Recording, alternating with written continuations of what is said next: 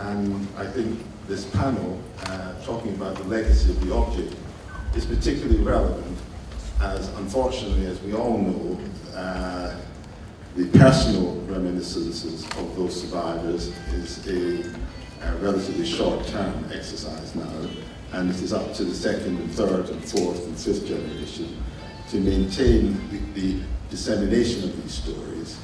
And the question uppermost in everybody's mind who's involved in this important subject is how best to disseminate these stories.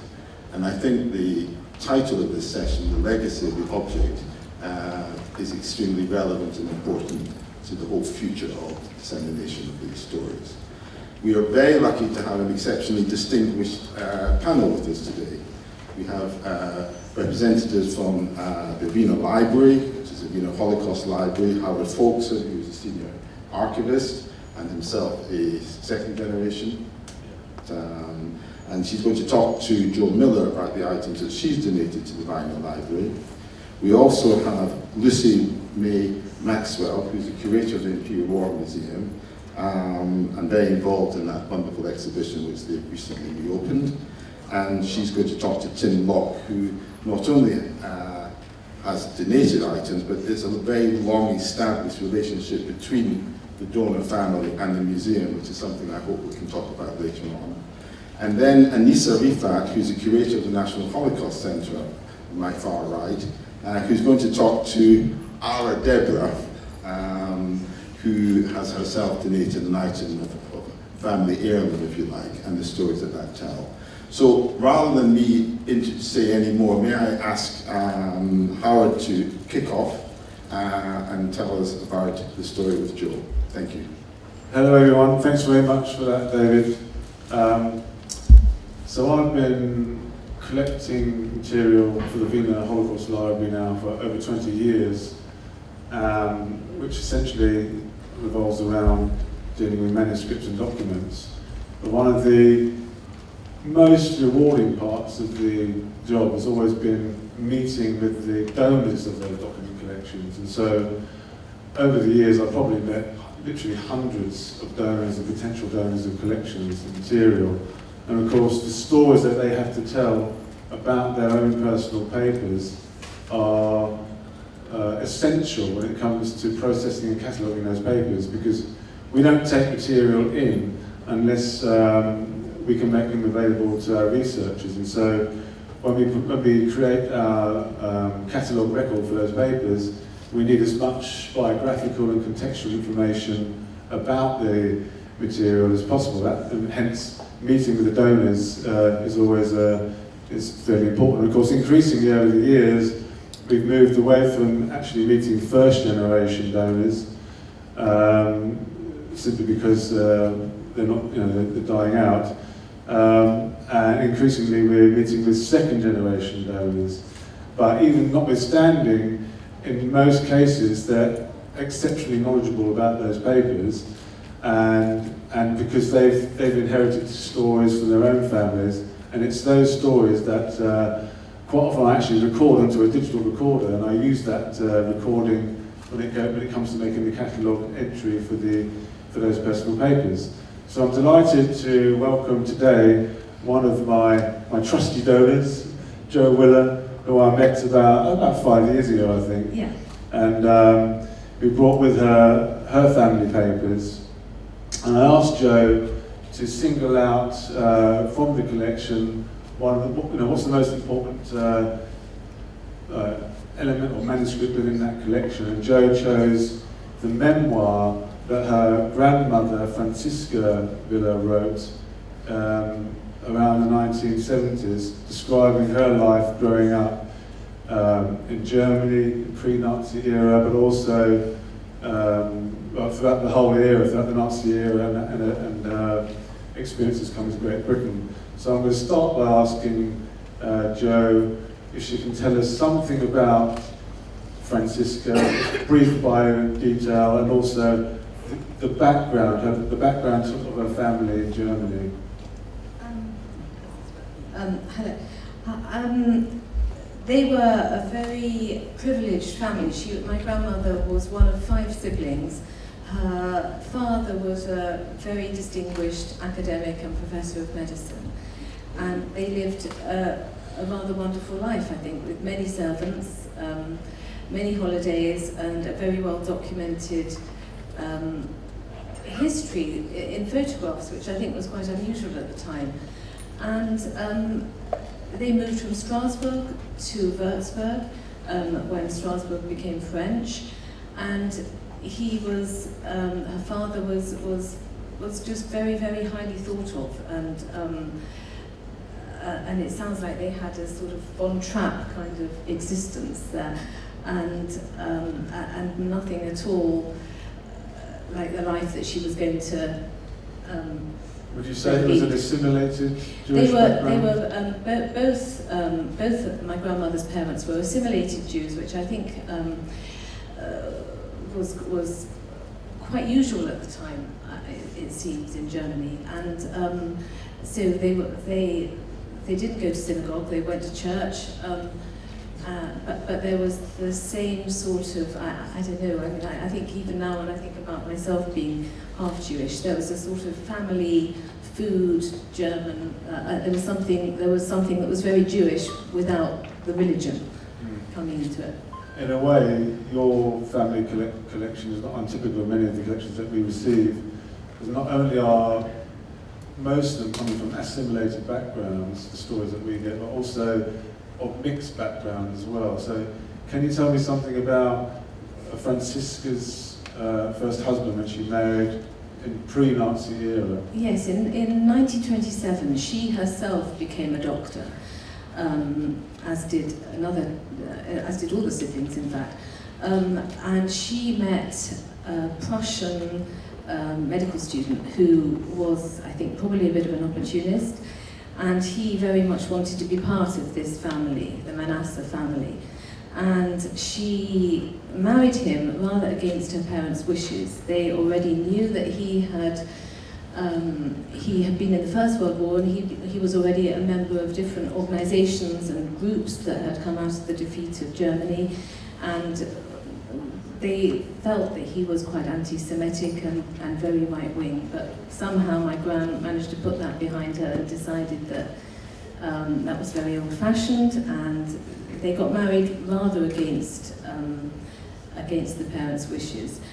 And I think probably he just wanted to be part of that family, and he knew that would further his career. So you think that by marrying Franziska, it's in some way, shape or form, it might further his own career? Exactly. But then what happened after the Nazis came to power? Well, by 1933 he realised that he was doing the wrong thing and the family was doing nothing for him at all.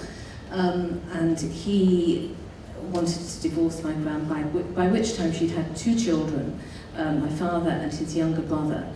And he left her in 1933, married somebody else, and wanted no more to do with her. Right, and so obviously life for Jews in Germany during this period is getting increasingly difficult to say yes, the least. she only worked, she worked briefly, and then she couldn't work any further. Right, so at what point did she start thinking about leaving the country? Well, her brother Otto had already left in 1933, and he was over here working as a doctor in London, and she was thinking about that, but I don't think anybody, she now, the children and her, lived with her mother in Würzburg, and I don't think anybody really believed that it was going to be able to, that was going to happen to them, that the worst was going to happen to them. So they stayed, and she in fact continued to visit her parents-in-law, who were in Danzig, who had by this time cut off their son because he'd become a Nazi and left my father and his wife and my gran.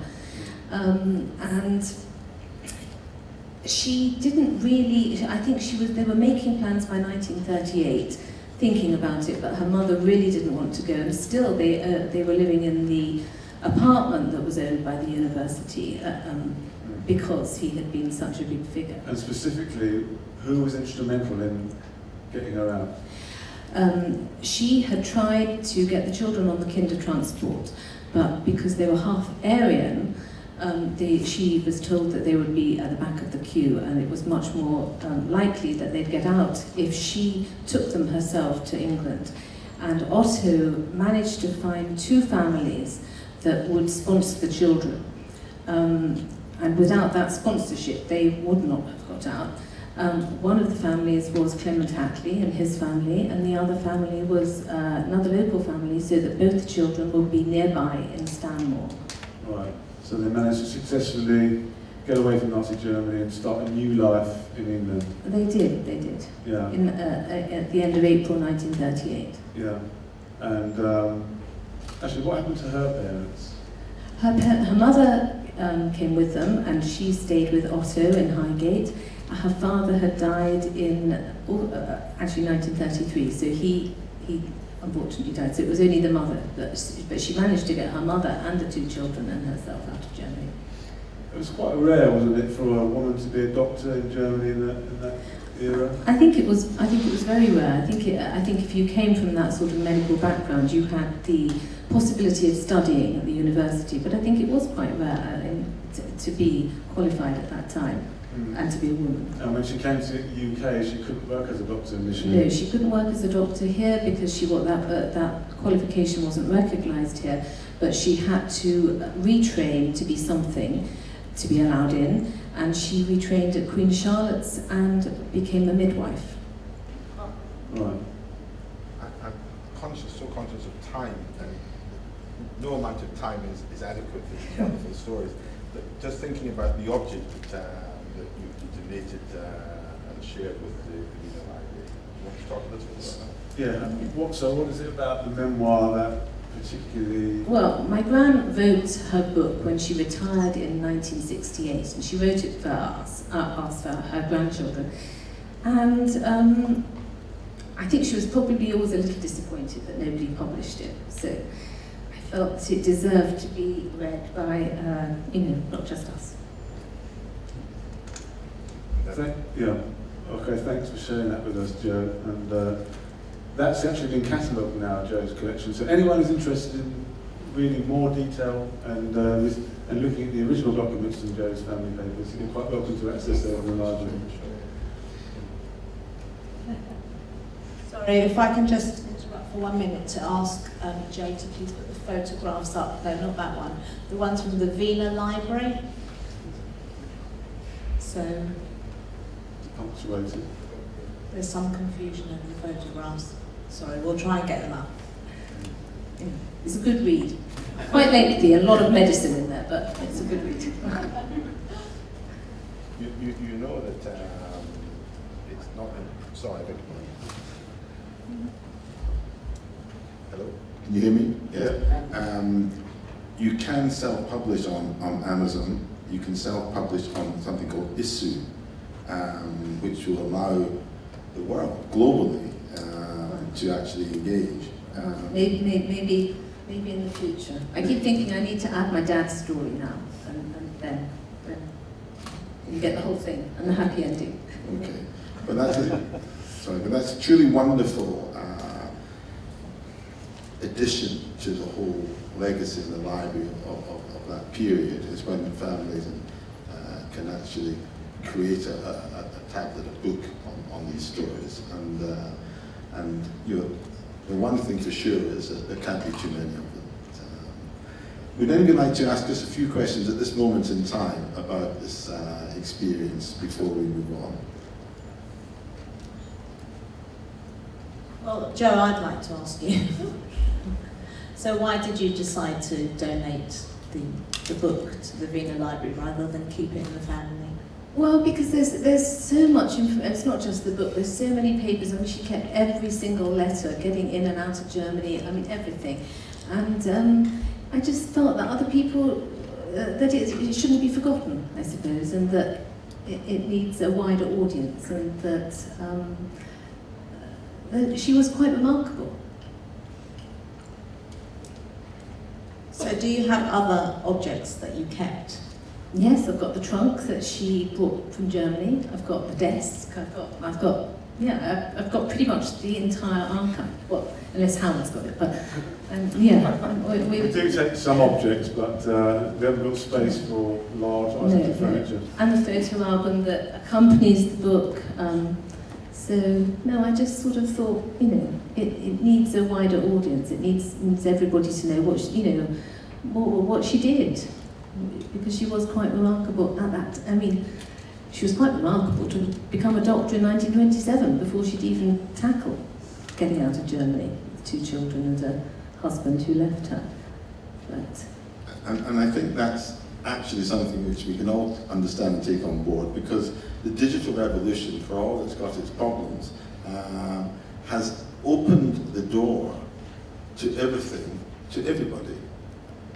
And if you think back 20, 30 years, one of the great challenges of AJR, I'm sure, but other Holocaust Education Trust, other organizations, was how do you disseminate these stories? How do you actually get them out there and get them, get people engaging in them and understanding them, particularly when it's really face-to-face. The digital world has actually allowed us to communicate totally globally and completely unrestricted. So it really is a major opportunity for us all I describe as not just the legacy of the object, but the charisma of the object. Because every object has got stories to tell, and that really is a charisma. If we can capture people's imagination, then it starts to sink in, and hopefully mankind will learn the lessons of the past and improve ourselves in the future. Thank you both so much indeed. That was really fascinating. Pleasure. thank you. Can I ask Lucy? There's one question. Oh, please, I beg your pardon. Please. And also, can I say that the next speakers are from the Imperial War Museum, so if Yes. we can do those photos, thank you. Madam, please. Yes, I wanted to know if you put any restrictions on access on any of the documents, and Howard, how often do contributors put restrictions on access? Very good question. I mean, the baseline is that when we agree to take material in, when donors agree to give us material, we say they have to agree to make it available to our researchers. Now, we don't have the time to fully appraise a collection at the point of receipt, and there's every likelihood there may be content within that collection that's not appropriate for the public to access. So we either, once we've done the appraisal prior to cataloguing, offer it back to the donor, or put an embargo on it. So there would be an embargo, an appropriate length of time on it. But it's a very good question. And of course, when it comes to copyright in material, I mean, a donor may own the physical documents, but quite often they won't own the copyright in those documents, because there may be multiple authors within a given collection of correspondence. So we're mindful of that as well. So when we digitise material, which we do all the time, we don't make it available on the internet. We, you still have to come into the library and access it via one of our terminals, where you sign up to an agreement that you're only going to use it for personal private study. And if somebody did want to publish a part or whole of a document, they would have to get the consent of the copyright holder. And we actually like it when people want to publish material, because it means that we've got material that's worthy of publication. But we can't authorise something that we haven't got. So we will try to assist people by putting them in contact with the actual copyright holder. And of course, you can inherit copyright without even knowing about it, which makes it quite complicated. It can make tracing copyright owners quite difficult, because the original author may have died, but the material is still in copyright, and their next of kin will have inherited it without even knowing about it. You get one drift. So it can be quite complicated. But we do try, where possible, by ferreting around in our own correspondence files to try and establish who the current copyright holder is if someone does want to publish it, or we'll put the two people together. That's a good point there. Yeah. Great, thank you. So let me introduce Lucy from the Imperial War Museum, and Tim, who, as I said earlier on, have a long-standing family relationship between the Locks and the Imperial War Museum, and Lucy in particular over recent years. Please share with us your experiences. Hello? Yes, you can hear me good. David mentioned in the intro that the new galleries have opened. If only that was so. There's a couple more weeks that we've got to put everything in exactly the right place. So I'm the team member that has been allowed out today. Thank you very much, because everyone else is there and putting the sort of finishing touches to it. And just before we get into this, I just want to say there's lots of you in the room who've helped us out in the course of the last 6 years of the redevelopment of the Holocaust Galleries, and thank you very much for all of your assistance. We couldn't do it without all of the different families that help us out, including Tim's family, Tim and his wife, brothers. They've all helped us. So Tim, do you want to talk a little bit about your family history? Right, well, in a nutshell, it begins in Dachau, not the concentration camp, but actually the town of Dachau, which is the same place. It's where my mother and uncle were brought up. My mother said she had a lovely childhood in Dachau. Now, lovely and Dachau are not often two words in the same sentence, but everything was very nice for their family. They're an artist family. Her father was blind. He was a composer and teacher of counterpoint and music theory, and her mother was a eurythmics teacher. And they used to organise lovely plays in this sort of quirky gingerbread house in Dachau, in the artist's quarter, for the children to do in front of neighbours. It's during one of these plays where they're performing, then in 1938, Nazis burst into the house and took everyone's name and said, "Aren't you ashamed to be in the house of a Jew?" Now, my mother and uncle weren't actually brought up as Jews at all. They were brought up as Christians by their mother. Their father was Jewish, and they had this Jewish tag because of the Nuremberg laws. And then later that year, 1938, actually the day before Kristallnacht, a chap called Dobler, who was the Sturmbannführer in Dachau, sent by the town hall to look up all the Jewish people living in Dachau. There are only 15 of them, I think, in the whole town. So it wasn't really a community, it was just a scattering. And to go to all those houses and tell them, get out by dawn or else you go to prison. So that's kind of the end of it. They're made homeless and they had to go and seek sanctuary in Munich. So this house is actually related to this artifact I'm going to describe in a moment. Because when they came to England, my mother Ruth and her brother Raymond had very different lives. My mother ended up in the refugee community in Cambridge and had really rather a nice time of things. They made lots of friends amongst other refugees, kept them there for life, and she was very sociable. My uncle Raymond had a much more difficult time. He was sent further to a farm, and then at the age of 18, just after his 18th birthday, he signed up for the British Army as an interpreter. And soon after that, he was working in the army, and after the end of the war, he was sent out to Belgium and then Germany, in the ruins of Germany, which he experienced, and it made him more and more bitter. One of the items I possess, or one of many items we have, over 100 letters my uncle wrote to my mother in those years, and I can read in between the lines. He's at the beginning euphoric that he's working for the British Army. He's absolutely delighted at being accepted by Britain as a refugee and having a new life. But then he gets more and more depressed as he's living in Germany, and more and and the desire to see things, to see justice done.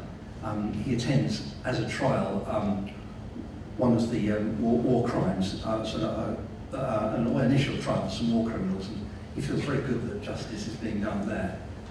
But he's a great desire to get the house back for the family, and to that end he goes and gets down to Dachau in 1946 and confronts Dobler, the chap who shut them out of their house. And the artifacts we had, it was actually a letter written to the authorities saying that Herr Dobler is a certified Nazi. He was the mayor of Dachau during the war, during 1941 to 44, and carried on having a post in the Dachau town council, the Rathaus. That letter shows retribution. He was very keen on getting it, and he got his way. Dobler lost his job. We don't know what happened after that. And to me, that's that's a very big thing. We managed, even after the war, that their emotions were simmering, and he managed to get something done about it. So yeah, and just to add, Ruth and Raymond's parents were killed. They were, yes. So both the parents, they never heard from again after 1940. They both died. My grandfather in Theresienstadt and my grandmother somewhere Auschwitz or Warsaw Ghetto. So, as David said, we have had a long relationship between the museum and Tim's family because Ruth donated photos and gave us an interview for the Sound archive while she was still alive, and we were able to display her story as part of the Kindertransport section of the first Holocaust Galleries. And what's so amazing about getting back in touch with the family and hearing about all the research that Tim is doing, he has a blog, he finds new things almost every day, it seems. It's kind of incredible, and we're like, oh gosh, we've already written the text, but no, in a very good way. But it's what is great for us is that Ruth and Raymond's story is going back in, and it is in the Kindertransport section again, but then Raymond's story is also being told in the Justice section of the exhibition, and we feel it's important that the visitor doesn't just forget but meet teenagers, meet children in the Kindertransport and then never meet them again, or hear what happens next when they have some more agency in their lives. So being able to tell Raymond's story is really important to us because actually since the visitor last met him, he's had all these, a bit like we've been saying earlier, like had all these years of experience and become grown up, been proud of being in the British Army, returned to Dachau and feels that he needs to say his piece already at that point about who shouldn't be serving in public office at that time. So yeah, it's amazing to be able to kind of work with Tim across many years. I mean, my sort of predecessor, Suzanne Bargett, some of you might know, knew your mum, and now we've been to your house in Lewis and carefully wrapped up various objects that you just kept around, and just put on a table roughly, and then, That's how I found it. So my mother, I was born up in Sydenham, South East London, and in the same house my mother bought, and her father bought in 1956.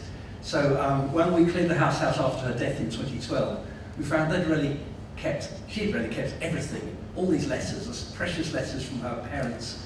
There were all her diaries, enormous number of photographs, her school books. I even found the school crayons she used colouring in her school books in Dachau all those years ago.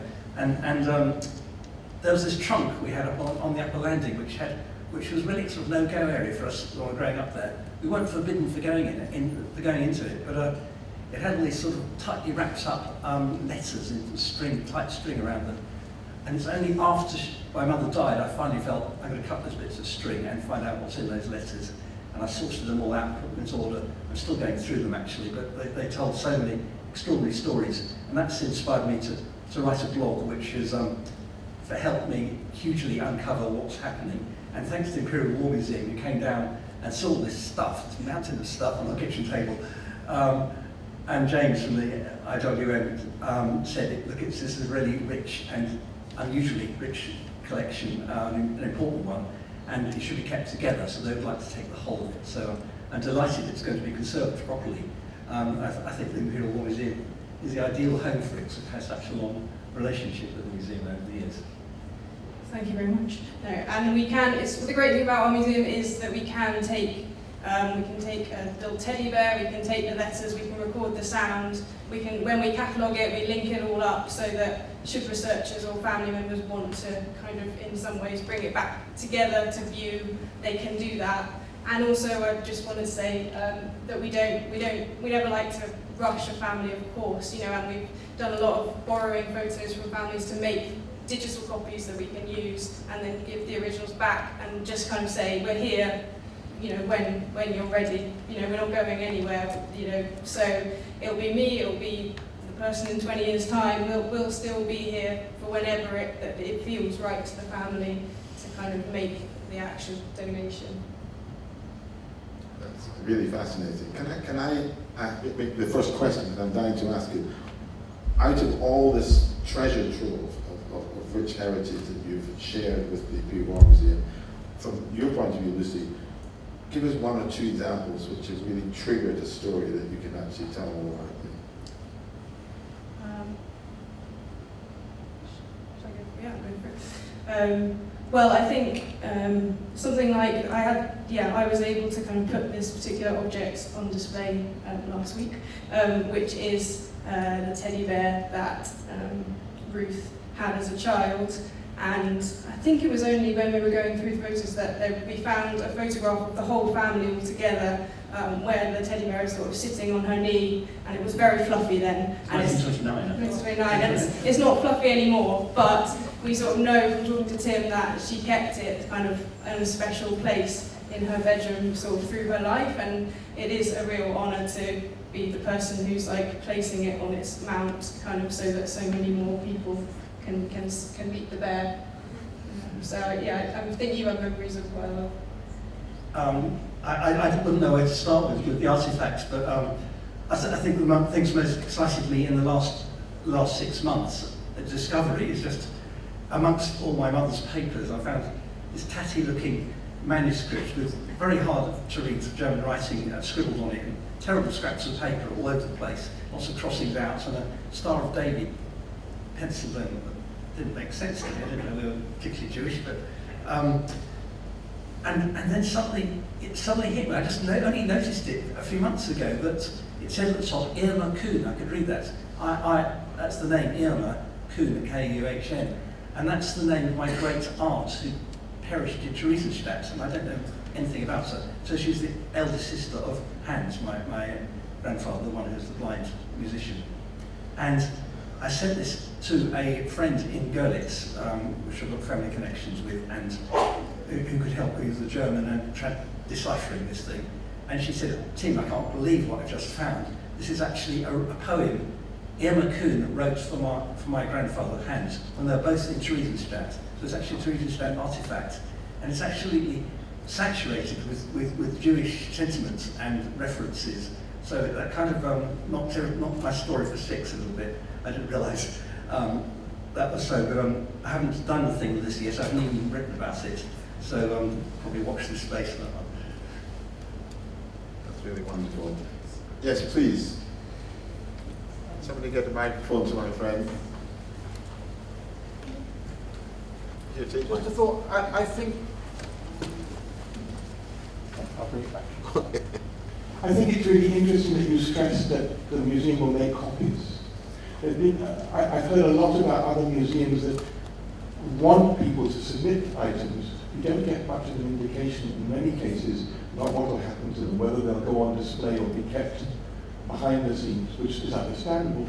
But the commitment to make, or the expectation that the family will have copies nearly museum quality to keep in their own records is such a valuable thing to add to that conversation, and such a wonderful service to provide, that I'm sure if people would do that in general, they'd get even more artifacts. Because there seems to be, in some cases, and I'm not meaning any of you, there's almost an invisible competition to secure things so that no one else will have them. That was my experience observing what was happening elsewhere abroad. And I just think it's a marvelous side benefit of the work you're doing to support survivors, that you make copies where you possibly can. Yeah. Can you share the microphone with my friend just behind the pillar? Thank you. Yes, sure, please. Thank you. Yes, I think museums are not perfect, and you encounter different teams when you engage with us. And I'm part of a team that really cares about what the family get from engaging with us, because it takes your time, your energy. I'd hope that was widespread, and that's certainly kind of our aim. And it has been really rewarding. We borrowed photos from Alicia Melamed Adams, from her, and her son helped us out. And she couldn't really see the little passport-sized photo of kind of her brother who was killed anymore. And anyway, we were able to send her ridiculously large image files, and we just got this message back from Charles just being like, oh, my mum, saw her brother again, because it was just such a good copy. And so, Yeah, museums are funny about copies. We don't like taking in, if you guys have photocopies of things, sometimes we're like, is it real enough for us? But I guess, especially in this arena, if the photocopy is all you have, and the photocopy itself might show the wear with which a survivor has kind of handled it, or something that it can become real. It doesn't have to come hot off the press, because that isn't the nature of the subject matter that we all are interested in and collect. Maybe Lucy may remember, but I actually wanted to confirm that I actually brought some photographs, black and white photographs of my family. Any copies? And I'd just like to confirm that Lucy took a digital copy, and in fact the copies I got back I think were much better than the originals I gave them. And I just really wanted to confirm. Thank you. Okay. And I think, is this working? No. No, it's not working. Is it working now? No? Hello? That's it, okay. I think it's very important because, of course, I represent the museum as well, so you've got a whole array of museums in front of you. Again, and it's part of the digital revolution, Ben Uri has been very involved in, and has been since 2018, that actually high-resolution digital images today are actually every bit as good as the real thing. What isn't as good as the real thing is the real thing. But but it's far better for museums to have the representation of the real thing than not to, particularly if it can actually tell a story and open doors to other stories. So, just as an aside, but just to show you the skill, the billionaires of this world, when they buy artworks for 50, 100 million, or in other cases 450 million, don't hang the original. There is actually a number of companies, one in particular in Canada, who for $25,000, $30,000 will produce a replica, a digital replica, which is so perfect that the owners can't tell the difference. And the replicas are those that are shown on their wall in New York and Hong Kong and their yachts and everything else, and the original is in the safe vault, usually in Geneva Freeport. So that's the potential of the digital representation, which, as I say, Ben Uri desperately has been involved in for the last 4 years now. So I think the museum, if you had the opportunity to have digital, high-resolution digital copies of your family heirlooms that tell stories, whilst you want to hold on understandably to the original, I suspect you will receive a very warm welcome. Other questions at this moment in time? Yes, madam, please. Yes, Lucy, for example, when a family comes to you with a stack of documents, and the family doesn't read the language or the aged language of the documents, do you then, as an institution, do you translate them? What do you do? Do you then, if you do translate them, do you provide the family with a copy of the translation? And what happens at that point? Good question. Several different meetings probably take place, as in we have German speakers, Polish speakers, sort of across the whole staff, but you need to capture their time, and we probably wouldn't initially kind of translate all of them sort of for you as a kind of, we probably ask you to send us reference images, and then my colleagues would sort of partially translate some of them, basically because we just need to check how interesting or how rare, whether the kind of acquisition process will kind of proceed.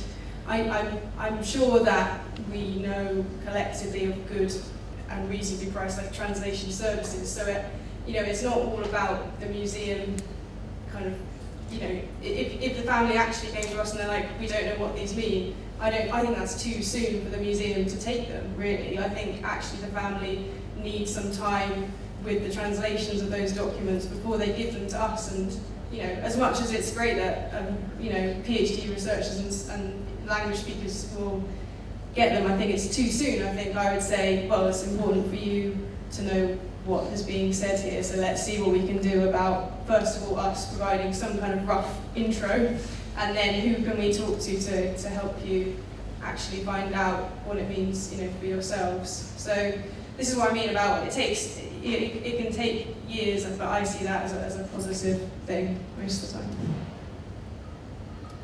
Any other questions? Yes, please, sir.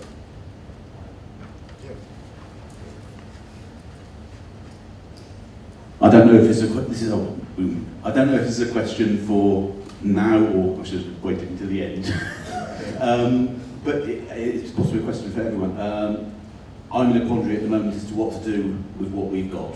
From my late father, who was a Kinder Transport child, and we've got some small things like his original Kinderausweis and the landing card and some Red Cross correspondence between him and his parents before they were murdered.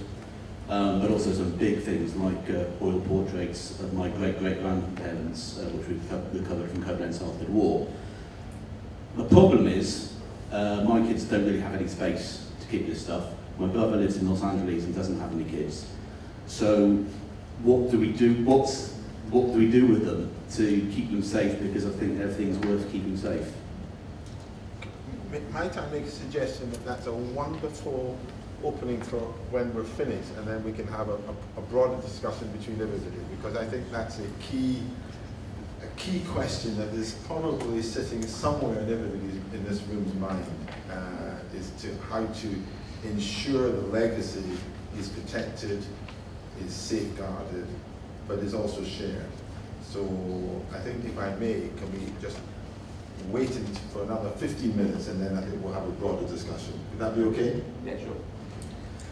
I'm delighted to our next panel, our final panel, least, but certainly not least, is Anissa Rivat from the National Holocaust Centre, the wonderful National Holocaust Centre in Nottingham, which I remember warmly attending in its very early days, which shows you how old I am.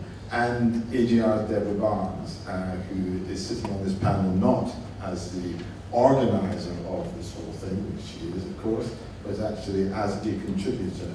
And please share with us your experiences. Thank you. If you could show the photographs of the handbag, please. So I'm listening with a lot of jealousy to everybody who's got all these lots and lots of documents and objects and artifacts from their family, because we have one object, and it is this handbag. You can see this is actually in situ at the National Holocaust Centre. So my mother was born in 1938 in Metz, and in France, similar to Michael Rosen's family, as we heard before. Her parents were deported in 1942 to Auschwitz and never seen again. My mother and her twin sister and a younger brother ended up in an orphanage in Paris, and her twin sister and brother were sent to Auschwitz on the last convoy out of Paris, out of Drancy in 1944, and my mother survived because she was in hospital with measles, and she was age 6. And there were 2 elder brothers who were in hiding, and they also survived. So sometime, I don't know when, after years later, one of my mother's elder brothers presented my mother with this handbag, which had belonged to their mother. Of course, my mother was 4 when she lost her mother, so she didn't remember her at all. Don't think she remembered the handbag, but this was the one possession that she had. I never knew about it. She didn't show me, she didn't talk about it, she never talked about the Holocaust. She literally had nothing to do with the Holocaust as well. We lived a very mainstream, regular Jewish family life, but the Holocaust was never discussed, and I didn't know. But when the National Holocaust Centre opened, and I don't know why, I never had this conversation with her, she went up to Nottingham, she met Marina, and she just connected with her, and she made the decision to donate this one object to the museum. And years after she donated it, she told me about it. so I never saw it. And after my mum died in 2010, I connected with the museum. And when I first had the opportunity, which was, gosh, when was it, Joe? You were with me when we went up there? About 4 years ago. About 4 years ago. So a photograph of me holding the handbag. I went up and they very kindly let me hold it, wearing purple gloves. And that's it. That's the connection that I've had with the handbag. So obviously it's a very emotional. Well, everything is all very emotional, isn't it? But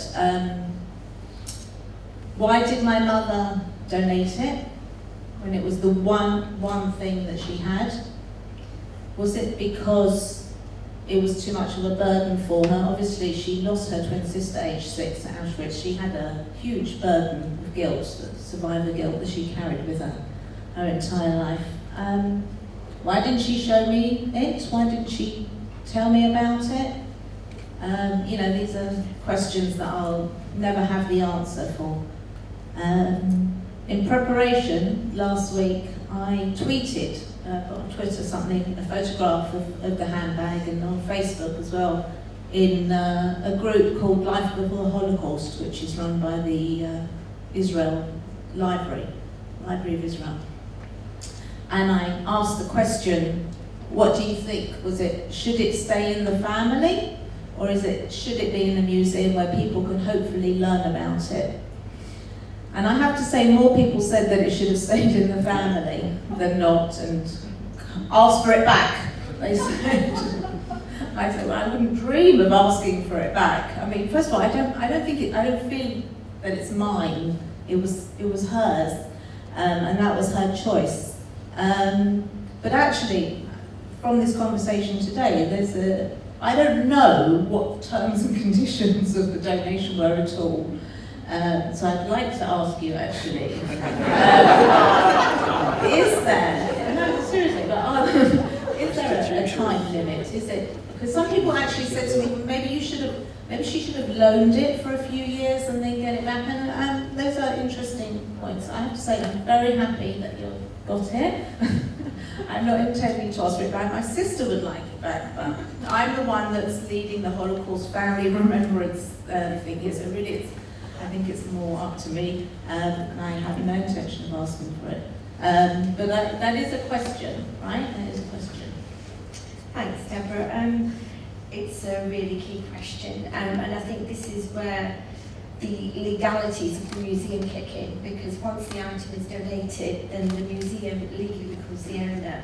I want to reassure you, and anybody else here that's donated to any museum, museums work incredibly hard, and I will echo what Lucy said, to make sure we've got a really good relationship with the Holocaust survivor, with the family where possible, because I didn't know Paulette when she handed the bag, she gave it to Marina.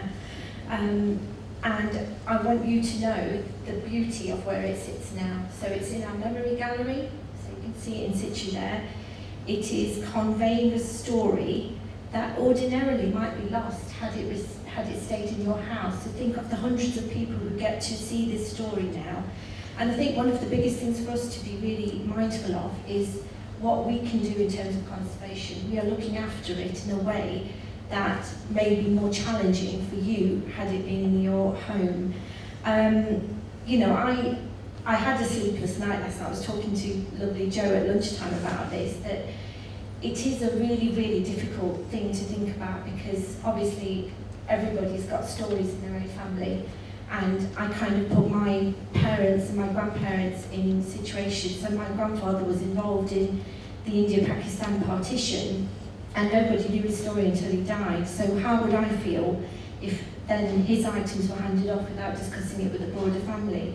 So I completely get that this is challenging for anybody who donates and anybody that doesn't know about the donation and then sees it later on. But I think if I can reassure you of what it's doing now, Cecile's story, that's Paulette's mother, is going to live on beyond what the bag represents, and I think that's how you think about this. And museums, especially Holocaust museums, have such an incredibly important job to do. They've got to remember, they've got to provenance, they've got to support all of this with research, because as we all know, denial is very much an issue at the moment.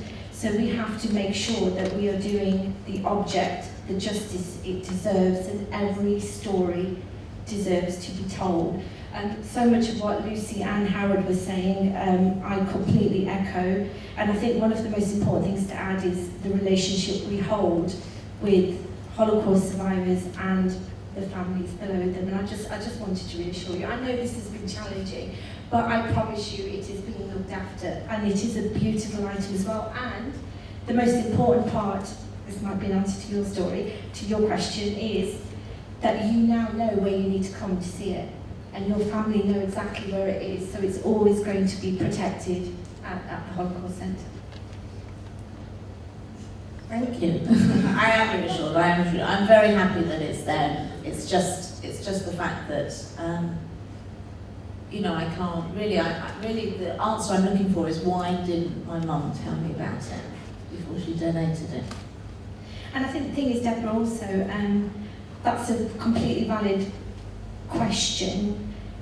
I have worked with Holocaust survivors who deliberately do not discuss donations with their children, because to some extent in the Holocaust survivor's head they want the story to finish. So they hand over an object and they want to call it a day. But then, having said that, there are others who will discuss it with their children, who then will discuss it with their own children. So it's that lovely point that Anne made earlier. Where's the cut-off point, and at what point do you have to make a decision about what you're doing? But I think that it's so complicated. I know this. I've been through every situation, scenario. I'm sure everybody here can echo that. And you know, we are dealing with the Holocaust. So on top of all that, it's incredibly, you know, important. What a poignant and wonderful story and example to end this session in terms of the presentations. And I think I'd like to open it out more to a general conversation, probably, and I already see one hand, so I'm going to take advantage of somebody to start it off. Thank you. Yeah, just picking up this idea of the handbag, because, I mean, it is obviously on display as a handbag, but it's not actually on display as her handbag. And I'm actually reminded of kind of the tensions in the Auschwitz site between objects that are taken and displayed as piles of objects and objects that are displayed in context with other objects. And I think there's something very tricky here about the way the handbag, I mean, are those her photographs as well, or are they other people's photographs? There's a real kind of complexity in there about how the objects are presented. And just a disclaimer, I absolutely trust her good faith. I mean, it's a really good question. And so the handbag sits to demonstrate, because one of the things that students and members of the public really struggle with is the concept of 6 million Jewish victims. So what we are trying to do is to evidence that every object tells a story. In this case, it's Cecile's story, and then Paulette's and Deborah's, and your family continues the story. It sits within the context of memory, to remember, because I think our biggest job and our main priority is to legacy the item. That's a really important word. The legacy goes beyond the object that we've got in situ. So where it currently sits, it sits in memory, it sits in remembrance, and actually it's an act of survival. The fact that we've got the bag to tell the story, which may not have been told, if there wasn't a bag, if you know what I mean, to support that, it just adds to this multi-layer of how you remember, and you can do that in many, many different ways. And obviously we didn't know Cecile, and I never got to meet Paulette either, so we're doing this through kind of second, third hand. Absolutely, I just think there's something very interesting about the way that object doesn't sit on its own. It clearly sits in, it doesn't speak on its own, it speaks with other objects. And I think there's something very interesting about how the stories are mixed up together. Yeah, so as much as we'd love to have a separate display case for every object, for anybody who works in the museum will know how frighteningly expensive they are, aren't they, Lucy? But I think that the object, where it currently sits with other memory-related items. But it does absolutely not take away from the object, because every story is being told independently.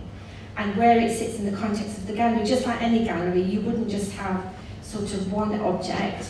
Well, you might if you were referencing just one person's story, but generally galleries would have a multitude of stories because they're trying to convey a certain area of the Holocaust. Does that make sense? Absolutely. I'm just going to put Anita on the spot, you know, because since I think the words that are shown with the handbag, I think I might have provided, and as the other speakers have said, I've since learned more information, so I can certainly update that, and maybe if I sent a photo as well, digital photo, because I don't have more objects, but I do have a photo of the family with my grandma. That would be nice. Photos would absolutely. So you're all witnesses here. Yeah, you can come and see it. But that's the thing, Deborah, that's the provenance. And every time, this is why, and Lucy will attest to this, where you keep a relationship going with second or third gen, you can continue to add to that provenance. The story doesn't die, it keeps going. I think also it's the potency of the story as a whole, because it's made up of 6 million or 12 million or however many millions, ones layer after layer. And although everything is individual, it's the part of the whole, and the whole becomes greater because there's so many parts. And that's the strength of Holocaust museums, particularly, because as people are going around and absorbing a story here, a story there, another story here, another story there, they realize that it's a bit like nature. I mean, it's unbelievably strong because it's so diverse. It's not just one story. It wasn't one death camp. It wasn't one Kristallnacht. It wasn't one anything. It was 6 years of constant variety of inhumanity. That's the best way I can describe it. And that these stories have to be told. And those of you who have parts of that history, whilst I fully understand, I think all museums fully understand the emotional attachment, there is a greater need as well, and that's to get it out there. And we were involved, Ben Uri was involved in an exhibition going back over 12 years now, where we arranged a European show of looted art, the first museum exhibition of looted art. And we described the byline was valuable, not valued. In other words, it's not about the value, the financial value. It's how valued the items were. And a painting that was lost, stolen, that was worth €100 today, is every bit as important as a painting that's worth 100 million euros. Yes, ma'am.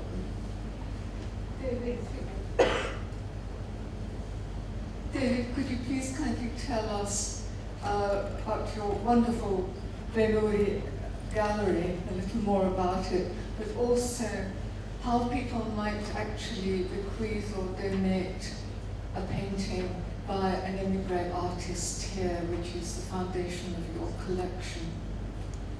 Sure. I'll do that within the context of this discussion. So Ben Uri was founded by an immigrant, Russian-speaking, French, probably half French-speaking, certainly Yiddish-speaking Jewish artist in 1915. So our roots are in the immigrant community. Our DNA is immigration, and our focus is in art, identity, migration over the last 20 years. Now, in 2018, we made a seismic shift because we recognized that actually we were never going to really survive and prosper as a small physical organization in the wrong end of St. John's Wood. And we made the decision strategically to become a principally digital operation and supported by the gallery. And where our research actually fits into this whole conference, if you like, particular session, is that the art side of Ben Uri is the Ben Uri Research Unit for the study and recording of the Jewish and immigrant contribution to British visual art since 1900. Many people said, why immigrant rather than not only Jewish? Well, immigrant because Jews were part of the immigrant experience, but actually in terms of the visual arts, a sizable majority of that contribution happened to be by Jewish artists. So maintaining our roots. Now, our contribution is that we are creating this very, very important and major digital dictionary, if you like, of Jewish, particularly Jewish, Hitler Emigres artists and their contribution to British visual culture. So, if you like, our objects are now, of course we have a collection and we're interested, and I'll come on to that, but our principal platform of public benefit is to actually allow the facts to be recognized, searched and referred to. And this comes to a comment that was made earlier on, I think by your good self, Anita, where you're talking about denial. And of course, I mean, if you've got President Trump, he can also say that there's different types of facts, but we, thank God, we don't need to go there anymore. But one of the things we have to do within this sector is to demonstrate by facts that this happened, and why it happened, and how it happened, and when it happened, and where it happened. And that's what Holocaust museums do across the world. And that's what our digital reference library, if you like, will allow. It will allow people to actually recognize in considerable detail the facts of the immigrant, the Jewish Hitler Emigres contribution to British visual culture. Now, in terms of donating works, I think we're all in the same boat, but my colleagues will certainly correct me if I'm speaking out of turn. First of all, museums have to be exceptionally selective. We cannot be repositories for everything that the owner of the item believes should be in a museum. It's a harsh life and it's a harsh reality, but we simply can't be. So we have to be incredibly selective. And the selection principles are based on the rarity of the item, the importance of the item, the quality of the item, and the stories that the item tells. And whether we have the same examples in our collection, in which case this would simply be in store because we've got better examples rather than actually be out there engaging with the public. So that's basically how we operate. And correct me if I'm wrong, is that fair to say that for both all your three institutions? Well, we have a collection policy which is based on a kind of sliding scale of what we regard as, that we collect universally or comprehensively on, and what we'd be more selective with. That's certainly in the case of printed material. In the case of documents, we're fairly omnivorous. So, the fact that a letter or a manuscript may be poorly written, in inverted commas, doesn't negate it from being included within our collection. So if it fits our remit, which tends to be documenting the experience of Jewish life in Europe up to and including the Nazi era, and it hasn't been infected by the mould, then we're more likely going to take it. With paintings, large paintings, it's difficult because we have a store of paintings, but we don't really have the wherewithal to display them because we're more of a library/archive, not so much a museum. But we do take, in any given collection, quite often it's a hybrid collection. You don't just get documents or just get books or just get photographs, but you get all those things and paintings. So it's a whole mixture. And ideally, you want to take the whole lot because I like to take a holistic approach, but in practical terms, we can't always do that. And so we have offered material to the Imperial War Museum before. I've also offered material to Ajax, the Association of Jewish ex-servicemen, particularly large portraits of former Pioneer Corps members who, these huge, gilt-framed oil paintings, which we can't do anything with apart from store them. But by and large, it's a subject matter. That's what we're interested in. But I think would be slightly different from an institution like yours, where, as you eloquently explained, you can't take everything. All I'd say is So the Holocaust Galleries had to have a life that lasts about 20-25 years before they're redeveloped. So we have to switch out objects for other objects within that time period. So actually, if we had more than one circular issued to Jewish refugees in Britain at the outbreak of war, we've got one of them going in at the moment, but I think we have 2 others in the collection, and that's really helpful because it means we can continue to show something real by basically setting up a timetable in which we're switching in and out. In that case, almost identical objects, certainly to read, if not, the family experience, who owned them. But I guess, yeah, we're trying to keep that standard of the exhibition like really high kind of throughout, and therefore, if something like a wooden toy that has paint on has to come out because it's going to fade, actually, if we have another Kindertransport story who also bought a toy, then we can the visitor in the next year also gets to kind of engage with that similar aspect just through a different family story. So again, because we want to be provide a good exhibition experience through a long amount of time, we are also quite kind of not too worried if we already have a similar item in the collection. I think the only thing I would say to that, and I completely agree with you, Lucy, and it is about resources and storage and all that, but the sadness with not being able to collect is that you don't get that different story, and every object has a different story to tell. So if you have 25 yellow stars in the collection, which are fairly easy to store because they don't take up a lot of room, that's 25 different stories. But it is a challenge when you to see us with all of your products, and we've got a big trunk, and then you've got little papers. Everything has a cost in our heads attached to it and how you protect it. And sometimes we have to refuse the collection even though we would like it because it's going to cost us more to conserve it and then get it out there. So you've got to be really thoughtful about how you take things. But it's a massive challenge. I hate saying no because I know how much it means for people to come to a museum to offer it up in the first place. Yeah, and I think we do all talk to each other. I think that's the other thing. Is as soon as you meet one of us, if we can't do it, we're very likely to kind of contact each other and see who has the resource at a particular time, who has space in their stores, all of that kind of thing. So in a way, for a family, it's like if you are ready to donate, that's kind of you've reached a particular line, and then the museums collectively can hopefully help get it into the right place for the object's conservation. Great. I think we've got time for one more question.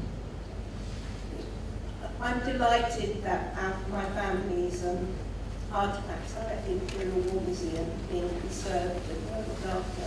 I do wonder. They're going to think it's a setup. Please stand up so we can see you. Sorry, but I do wonder to what extent people coming to these museums actually look at, take in these moving stories. And give 2 examples. I went to the National Holocaust Museum a few weeks ago on a Sunday, and I just watched this young man walk through, not looking at anything. Absolutely not looking at anything. And our family trunk, which tells a very moving story where it was previously in the museum, just stood there while people walked past doing nothing. So again, I just think it's really important it's being conserved. What we need is better Holocaust education, not more, and I wondered how much you think people are taking it in, what these really important stories. Well, we think about it a lot, how to kind of halt the visitor, case lighting, in order to kind of focus attention on particular aspects of its kind of, cutlery with a family name engraving, like all these sort of little things. We're doing our best to stop people basically who are walking. It's quite hard. Some people really, they're just, you're not going to be able to connect with every visitor if you're a museum that is open with regular opening times. For our own good, when the new exhibition opens on the 20th of October, that day none of us are going to be there, so that we don't have to see people walk past what we've worked so hard for. We're there like the day before is a big day, the day after, but that day, because otherwise you just see us all, slumped somewhere in disbelief. So we're with you, we're doing our best to try and engage people who are coming through, having whatever day they're having. And that's why most exhibition spaces on the Holocaust have kind of the first room is like, okay, you're here, you know, you need to just take a moment to, you know, to recognise this sort of the seriousness of the exhibition you're going into. And we also have a room at the end, which is like more like a decompression, like you have just, you know, hopefully engaged. And so we do what we can with design, and school groups come through. They're going to come through with an app that kind of guides them to different objects in particular, including your family's objects. Don't worry, Leslie. You know, we're using all the tools we've got basically to try and engage as many different people as possible. May I take the opportunity of bringing the session to a close, which is incredibly difficult because I think we could probably talk for another hour and a half with great ease, and make perhaps a few observations if I may. First of all, I think I want to personally thank Joe, Tim and Deborah, not just for actually sharing their family experiences, but also for donating their work to museums so that we, the general public, can actually share in that, and it's incredibly important. And I do want to stress that not everybody has to give to museums. Loans, yes, even the ability to actually duplicate is incredibly valuable for us, because anything that is merit-worthy in terms of actually engaging other people, that's the business that we're in. We're not in the business of holding stuff in store. Well, God knows we do it with great aplomb. Too much of it in my judgment, but that's a different debate. But we are in the business of actually engaging with the public. So please think about gift, loans, reproductions, however, but share what you have with the museums around us. The second thing I'd like to just comment is to thank the National Holocaust Centre, the Imperial War Museum, the Wiener Holocaust Library. These are three of the most important institutions in this country in terms of Holocaust education.